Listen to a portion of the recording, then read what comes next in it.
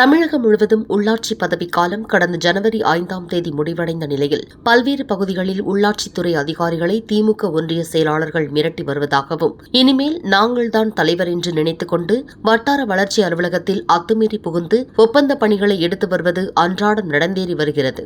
இந்நிலையில் திருவள்ளூர் மாவட்டம் மீஞ்சூர் ஊராட்சி ஒன்றிய அலுவலகத்தில் திமுக தெற்கு ஒன்றிய செயலாளராக பதவி வகித்து வரும் காசு ஜெகதீசன் என்பவர் உள்ளாட்சி பதவிக்காலம் முடிவடைந்த நிலையில் மீஞ்சூர் வட்டார வளர்ச்சி அலுவலகத்தில் வட்டார வளர்ச்சி அலுவலர்களான நடராஜன் மற்றும் குணசேகரனை மிரட்டி கடந்த ஆண்டு விடப்பட்ட அனைத்து டெண்டர்களுக்கும் 10% கமிஷன் கேட்பதோடு இந்த ஆண்டு விடப்படும் டெண்டருக்கும் கமிஷன் கேட்டு அராஜகத்தில் ஈடுபடுவதாக புகார்கள் தொடர்ந்து வந்த நிலையில் திமுகவை சேர்ந்த ஒப்பந்ததாரர் சரவணன் மீஞ்சூர் வட்டார வளர்ச்சி அலுவலகத்தில் ஒப்பந்த பணிகள் மேற்கொண்டு வருகிறார். அவரிடம் 10% கமிஷன் கேட்டு ஒன்றிய செயலாளர் காசு ஜெகதீசன் போதையில் தகராறில் ஈடுபட்டதாகவும், கமிஷன் தர மறுத்ததால் அவரை வட்டார வளர்ச்சி அலுவலகத்திலேயே பொதுமக்கள் மற்றும் அலுவலர்கள் முன்னிலையில் அடித்து கொலை மிரட்டல் விடுத்ததாகவும் கூறப்படுகிறது.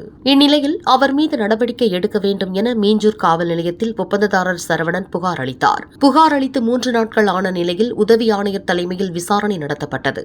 ஆனால் அந்த விசாரணையில் காவல்துறையினர் ஒருதலை பட்சமாக செயல்படுவதாக ஒப்பந்ததாரர் சரவணன் வேதனையுடன் தெரிவித்தார். மேலும் திமுக ஆட்சியில் திமுகவினருக்கே பாதுகாப்பு இல்லாத சூழல் நிலவும் நிலையில் சாதாரண மக்களுக்கு இவர் மூலம் எவ்வளவு அச்சுறுத்தல் நடைபெற்றிருக்கும் என்பதே நிதர்சனமான உண்மை.